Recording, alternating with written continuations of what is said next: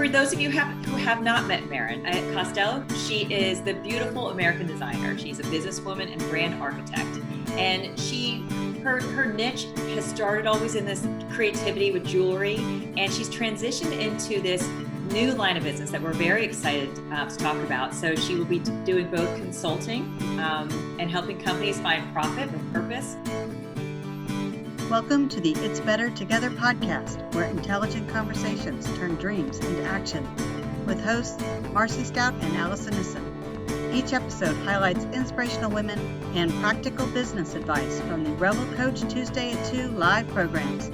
From building a website to securing more clients, we cover topics that are interesting to you. Hello and welcome to Tuesday at 2. I am so glad you're here. And on behalf of my sister, who is currently freezing in Houston, Texas, Allison Nissen, we are very glad you're here. And I do want to say, Marrin Costello, Marrin, you were one of our first Tuesday at 2 speakers, and we are always thrilled you're here. So thank you so much for joining us. Marrin, let's start with a story, just going back to introduce yourself from a little bit of the roots with the jewelry, kind of where you got started in business with jewelry, and now take us to a little bit to the question of how you started this new business of consulting. Sure. So, hi everyone. I like to say that I didn't choose jewelry. Jewelry chose me. So this was a hobby that I had since the age of 7. I got a bead kit from my Aunt Joanne for Christmas when I was just a little wee one, and I received it, and I was basically my own babysitter for years and years and years. I mean, I would sit there. It was meditative for me. I loved it so much, and I just kept, adding to my bead collection. I would go to craft stores. I would go to garage sales and antique fairs and rework old pieces. And about the age of 10, my parents said, hey, you have a surplus of jewelry, maybe you should sell it. I come from a long line of entrepreneurs on both sides. So it was a very natural transition from me just kind of being in that environment growing up and also seeing how my family works. And so I put up a little folding table at our art and craft fair, summer art and craft fair at my hometown in Northern California. And I sold things for $0.25, 50 cents, $1. And as a child, you're like, wow, this is so, I liked coins more than dollars because they were, shiny and, they would make noise. And so that was just kind of how it started. And through the years, it's all been, I've never advertised. It's all been an organically grown company, but there's 2+ decades of it, of experience and people knowing that I do this. So all my friends are back home, Mary, it's so good to see you. How is the jewelry? That's always the second question. Mm-hmm. And everything just kind of happened organically. I took a graphic design class when I was in high school and happened to do a monogram that ended up being my logo now. When it came time to create a business license, which was in 2008 when my pieces were featured on American Idol, because my old dance teacher became a stylist in Los Angeles. Our moms connected at my parents' bar and restaurant back home. They connected us when I moved to LA, and next thing you know, my stuff's on American Idol. So that's when I created my business license. Couldn't figure out what to name the company that didn't have a timestamp. Thought I'll just do my name because it's not going to change anytime soon. I was, in college. I was a nugget still. And then thought, I'll do a DBA later. That moment never happened. So alas, now I have this eponymous brand, and it has just been, moment after moment, collecting these moments and these milestones that truly happened to me. I didn't necessarily set out to create a jewelry business. That's just kind of the path that it took. But I think that's a very common tale of people saying, oh, I just kind of, I landed in this career, or I don't know, it just happened. So cut to, I've been doing this for a very long time, and people started asking me a lot of questions behind the scenes of how I started, how I created the business, how I continue to grow. All these, people wanted to know about me, but also my advice on their businesses. So I want to say about 3 years ago, I started taking on clients, consulting clients, so I could really dig in and help them with their brands. And it has become a service that has been so desired and so sought after, and very, people have been pleasantly surprised to know that I do that I launched a proper company for that last week. I think it was last Wednesday. I don't even, what is time anymore? Who knows? So I formally launched it to public. I've had, dozens of clients behind the scenes, but now it is customer facing, audience facing, and people can really look on my website and see exactly what I do and why I do it. So I basically have taken my experience and also my experience helping other people, and have created another way for me to create community.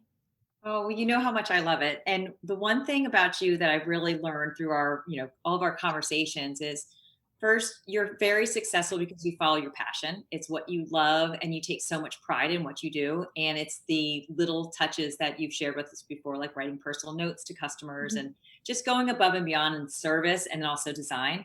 And then the second thing is that you just keep going for it. So you keep kind of going for that next level.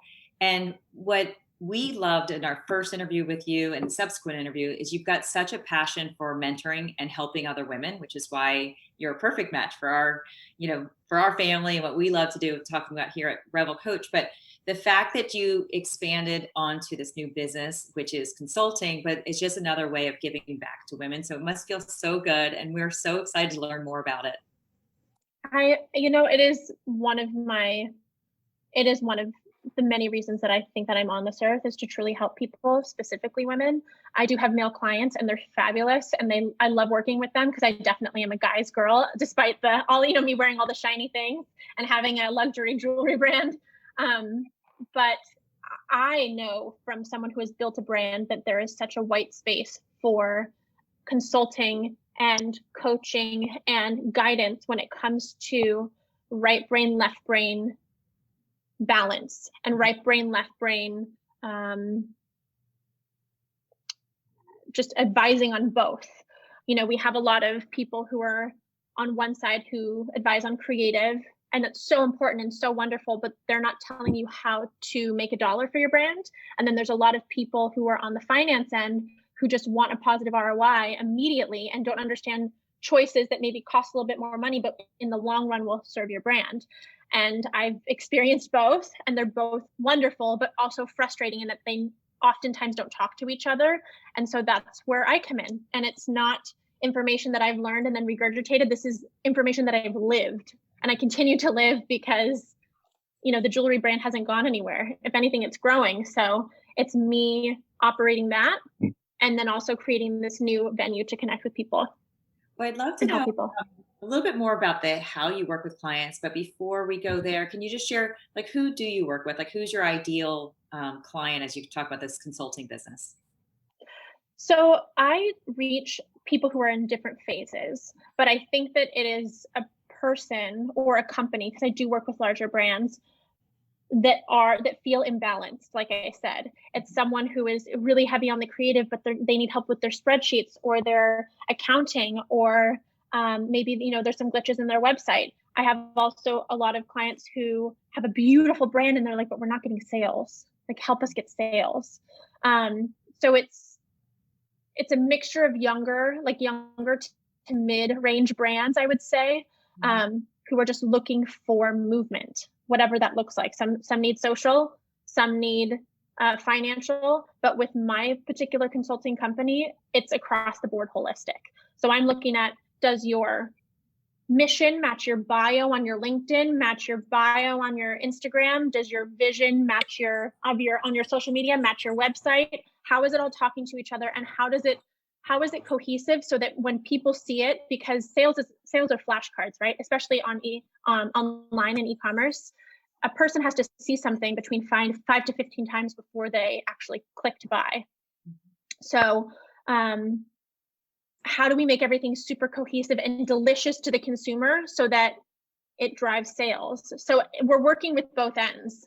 Yeah, well, let's maybe I'll throw out two scenarios. So say you're talking to your one client that has a beautiful product but isn't getting sales. How do you help dissect, kind of where the missing links are, and how to get that marketing engine or getting a better reach for their customers? I love a cold call. I do love a cold call, but I would immediately, with that person, if they have a beautiful brand that's ready to pitch and ready for sales, I go into their Rolodex. And I look and see who they know. And we basically master networking online.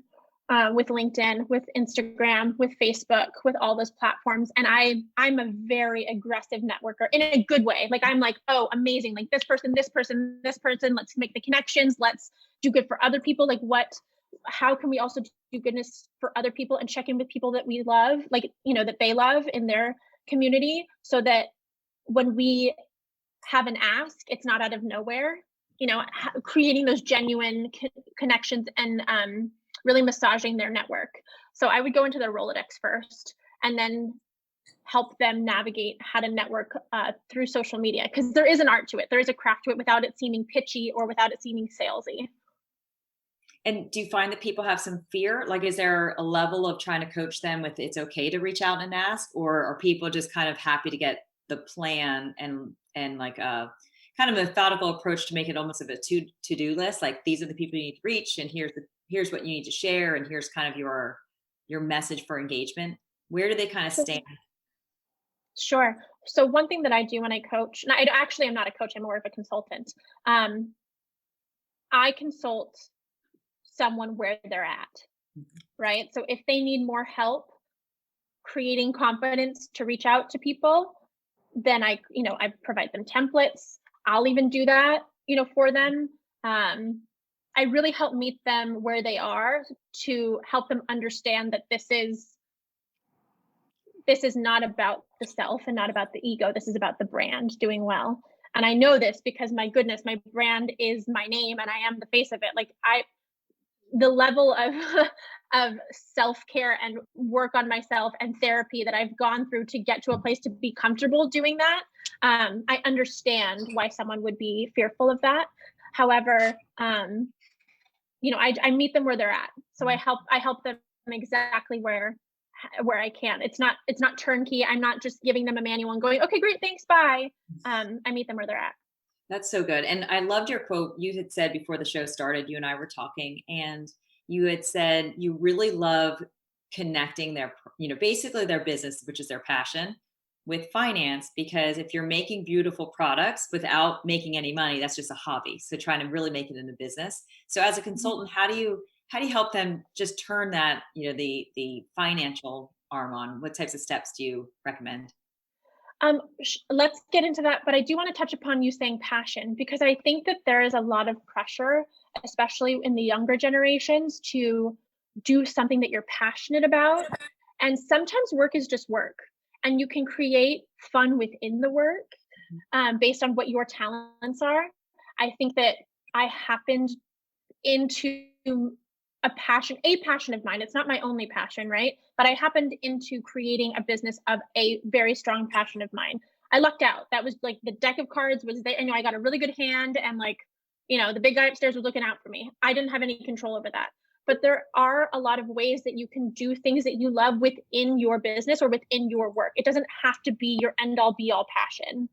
Because I like to take the pressure and give permission to my clients, because that's something that when you're driving your own ship, you're doing that for everybody else, but you also need that. You need that love and attention. Yeah, because people can fake passion, and then after a few years, they feel like that can catch up to them. So I think giving them the permission to find what they're passionate about within the business versus the main, kind of having that story of it's my passion. Absolutely. Yeah, to me that's like stress levels are hiking, and it's too much. It's too much I think it's a lot to ask of someone to find their passion and then go for it, because I think that we're all multi-passionate. We have we're all multi-dimensional beings. We have so many levels to us. So I like to take the pressure off of people, because there is a lot of pressure that we do put on ourselves, I think. So yeah, I do help with that a little bit too. But do you mind repeating your question about finance? Well, I will ask that question, but I would love to ask about you were saying about how to manage people's stress, and your personal management of stress, I know, is really strong.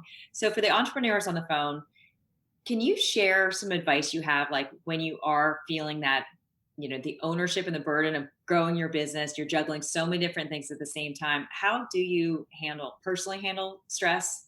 And also what's, some advice you give your clients? Sure. So you are talking to someone who has reached burnout more times than I can count. And I learned my lesson far too many times, to the point where now my self-care is a priority. It is a priority even before getting to my email and getting my email inbox to zero, which is, very important of me every day. So I have a standing therapy appointment every Monday. That's my therapy day. And my staff knows, like, at 5 p.m., I'm off. I will respond to you at 10 p.m. at night, and you can get back to me the following morning. But if you need me, you can reach me before 5 p.m. What else do I do? Food is fuel. I used to not take care of my body in the food and beverage department, and now I do. I start every morning with celery juice. I still have to finish my second bottle here. I drink a lot of water. I prioritize sleep. And this is not me saying this is what anyone else should do. I have just learned that when I do these things for myself, I am a better friend. I'm a better boss. I'm a better partner. I'm a better leader of a brand. I'm better in photos. Like, it translates throughout every aspect of my life. So that has really helped me a lot. Yeah, it's amazing how when you think about self-care, like we used to think that it's like a privilege to have self-care. So you do like a spa day, or you do like, you purposely plan like a vacation away to get away from the stress. But in many ways, it's not exactly the best approach because it's not sustainable. So when you're doing a little bit every single day, you never get to that point of total burnout that you need this total break, and you're at that. So I've always admired that with you. And I know when we used to do, or maybe I could moment, we paused for a little bit and you did a journaling exercises. And when you came back, you had the most powerful vision of like who you are with the I am statements and presence. And you just have a really beautiful approach to doing that stuff. Thank you. I think the secret sauce for me is knowing that we have the same amount of time in a day as Beyonce and Oprah. And so for people who, and I have said this more time and again, I don't have enough time. I don't have enough time. No, it's that I'm not prioritizing and time blocking my schedule when I do have time effectively enough to get everything that I need to get done and done really well. So that has, and it is a forever journey. It's not like, oh, I finally hit this mark and now I've made it and now I have it figured out. I'm still perfecting my morning and evening schedule. And it's changing, completely every day. But so long as I do my best every day and I do right by the people in my life every day, then I call it a win. And for me, it's like there's always tomorrow. If I miss something on the to-do list because, things happen, stuff comes up, then I'll tackle it tomorrow. Yeah. Oh, that's such a great way of looking at it. So many of you know, if you came on a little late, you might not know, but my sister and I think our other guest, Heather, who are in Houston, they don't have power. So I'm kind of doing a one-man show here. If anybody wants to ask a question in the text box, feel free to jump in, or you can just jump in and ask Marrin any questions. So with the consulting, so we've got a lot of entrepreneurs, and when you're in that stage of building your business, chasing the building it before they come, because you want your brand to be substantial enough, so then that way you're charging the right prices, you feel like the experience is going to be right for your customers, and at the same time what should take 2 months takes 4 months, then 8 months, and it keeps getting delayed. How do you help the financial piece of the business? And this is the question I had earlier, so it's not just a hobby, it actually is more of a business that you're doing. So the first thing that I would do is I would ask what the person's North Star is. What is your dream life? What does your dream business look like? Why did you create a business? It looks different for everyone. Some people want to create a beast of a business and want a Fortune 500 company. Some people want a small team. Both are completely valid. I just need to know how to advise you best to get to what your goals are. Because again, this has nothing to do with me and everything to do with my client. When it comes to sales and finance specifically, I bring light to it. I make sales fun. I think that I feel strongly in saying that the people who deal with me when it comes to sales, whether it be my direct to consumer clients or my wholesalers, one of my new head of operations gave me the sweetest compliment. She said, your company culture is both kind and direct. And she said, I've been in environments where people are really kind, but they're stupid. Hate to say it. Or I've been in environments where people are direct, but they're mean. So we merge both. And I do help my clients, should my clients need help with finances, whether it be on the back end with accounting or with creating leads and creating sales and really harnessing your customer base and your existing Rolodex, I help them with that. And I help them in a way that is not daunting. And I'm very big on reading people, and I understand energy. I'm a very sensitive person, and I can read people's energy. So if someone isn't feeling well about, isn't feeling good about a particular area that we're covering, I don't just deflect. I'm like, okay, great, let's lean into this, because this is going to if we don't deal with this now, it's going to show up later. Like, trust me, I know from experience. If you don't learn the lesson the first time, it'll come back around even bigger. So I try not to shy away from finance. I actually help my clients lean into finance on the back end and in gaining sales, because that is what creates a business. That's how you compete with the big dogs. And I love it that you have so much like personal experience, because you might be dealing with the exact same challenge, just in a different business, or maybe a different stage in your business. So you can really like pull from that, and then give, as the consultant, kind of share, here are some options to choose, here are the risks, but, really customizing it for them. So as like an owner of a company and a brand that has a very clear, consistent vision and culture and everything that you do right for Marrin Costello, how do you not use your influence, what you like, with your clients, when I know you're trying to get your clients to pull out their best brand? How do you kind of personally balance that, keeping it about the client? Because ultimately, and I pull from my everyday life, right? So for example, if I've had a friend for 30 years and tomorrow it's like, we're not serving each other, we should maybe not be friends anymore. I want for someone else what they want for themselves, not what I want for them, or what they think I want for them. If someone is supposed to be in my life or not be in my life, then like, great, I wish you well, because that to me is God getting me closer to where I'm supposed to be and opening another door, in a sense. So when it comes to consulting with people, it's not like I said, it's not about me. So whatever they need or wherever they want to go is where I will guide them, and I will give them the tools, and I will be their support system, and really give them a roadmap to be effective. Because I think the people that come to me know that I mean business in the best way, and I want them to win. So if they're looking for someone to just pet their ego and make them feel good, I'm probably not the best consultant. They probably need a coach or a therapist. I want my people to win, and I want them to win, as big as they want to get. So that's more of my approach. That's the best. That's so good. So when you're starting with a client, are most of the processes that is it kind of similar in the sense that you're going to start with like brand alignment and product, and then you'll go through like the pillars of either finance, marketing, personnel? How do you work with clients? So I think the first step that I do, again, I ask them what their North Star is. We really deep dive and do a crazy deck of what they want their world to look like. And the first step is for me to look across all their platforms and make sure everything's consistent and cohesive, and that it makes sense to them and also to the audience. And once we've got that locked and loaded, then we kind of I go based on what they want out of the consulting session. But there are many different facets that we can pick and choose from. And all of them are listed, or some of them are listed on my website. So it's really, it's teamwork. It's not just, here's my course and, Godspeed.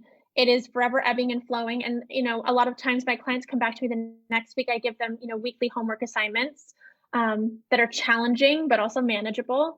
And they'll come back the next week and go, oh, I have an aha moment. And I'm like, great, let's pivot. It's not like, oh, but we've done all this work, so we should, like, this is how it's always been done, so we should do it. Like, I like to make things happen quickly and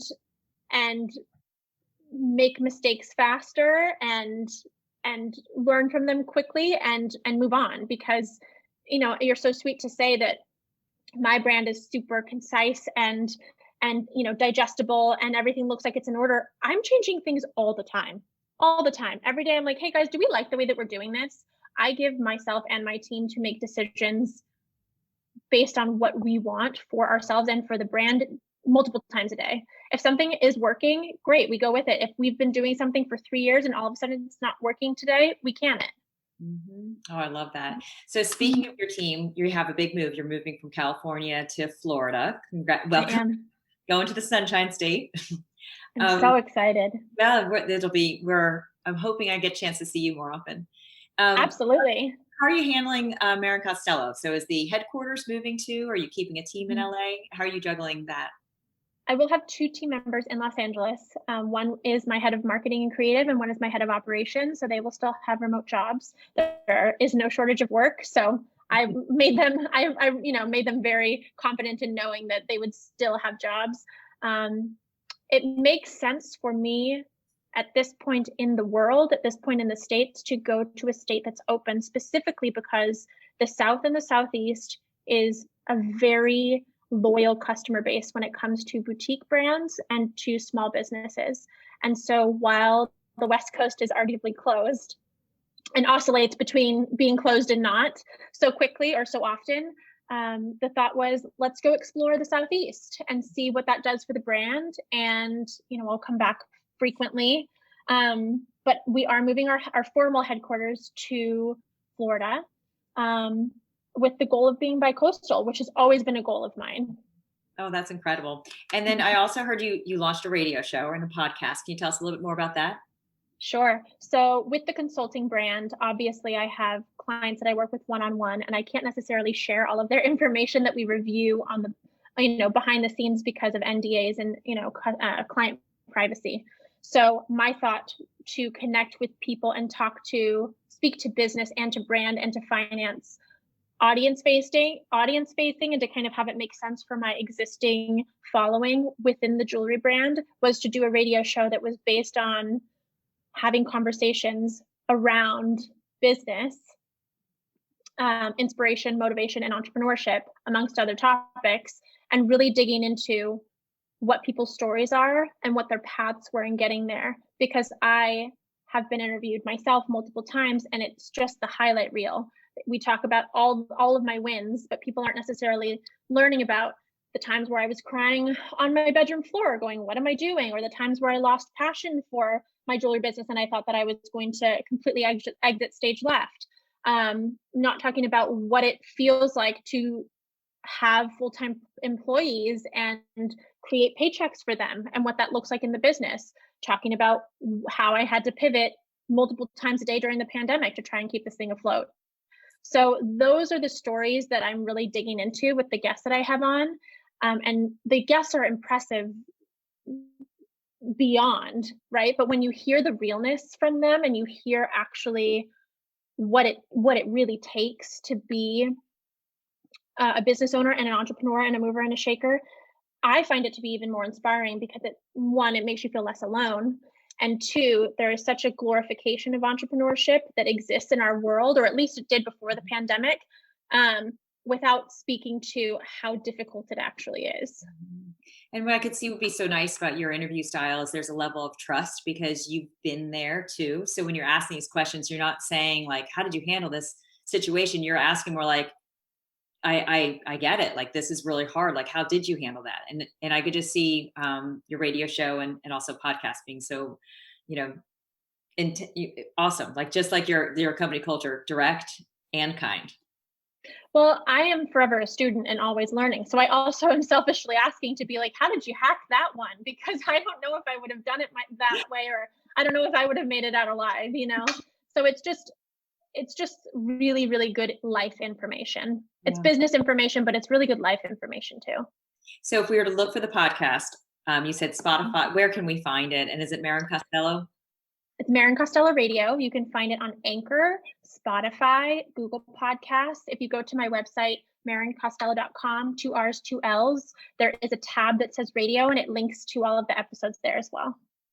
Well, thank you so much for being with us. This has been an amazing conversation. We're so excited for every endeavor that you start. We are always excited to celebrate you and have you on the show. So thank you for being here, and thank you everyone else as well.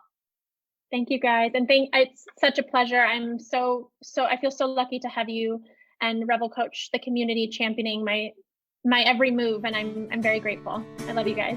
You make it very easy. Thank Watch you. a live Tuesday at 2 program with Revel Coach. Visit us at revelcoach.com. Until next time.